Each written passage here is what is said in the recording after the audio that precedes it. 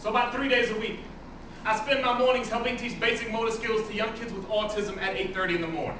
Now, don't get me wrong, it's a blessing, but you don't understand patience until you try to teach 18 autistic 8-year-olds to sing Itsy Bitsy Spider at the crack at 8:30 in the morning, but it's still a blessing. And James makes my days better. He comes with a list of disorders longer than most felons' arrest records and a smile that would turn those same felons into puppy dogs, and James can't even hit the notes. Well, if he could, he wouldn't be able to hold them very long, but if he could, he would belt them.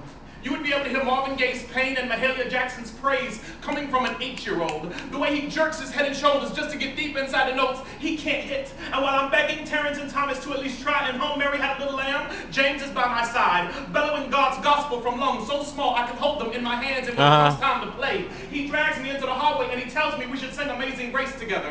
So we do, over and over, until it sounds just like he wants. A note held a little bit longer here, a little higher there. I call him my Sultan of Soul, and even though he don't know what I'm talking about, he's still proud of it. Walks into the back room one day where he knows he shouldn't be, sees a look on my face as CNN tells the tale of another school shooting, and he asks me if them people on TV are in trouble.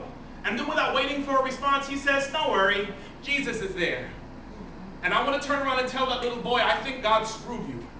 I think Jesus didn't spend enough time giving you flaws that he should have given to me instead, but I don't, y'all. How could I? Look at him. He's innocent and sweet and quirky. He scratches the left side of his face with his right hand. He is as sweet as Christmas morning. He is as graceful as dishes breaking, but I still watch him like I watch snowfall. I watch him in silence. A couple of months ago, he became sick, so I would visit him when I could. Walked into his room one day as he asked me if I remember to comb my teeth. Comb my hair. I said, of course. Then he asked me if I remember to brush my teeth. I said, yes.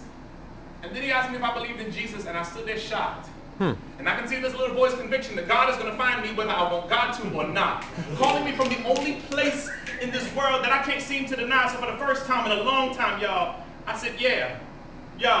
God uses James like he's an instrument. And even though his notes are bent, they are still beautiful, like they came from a scale. God tailored himself tuned to the key of conviction. And I have prayed to God a lot more in the last couple of weeks. Mostly because now I know James is with him.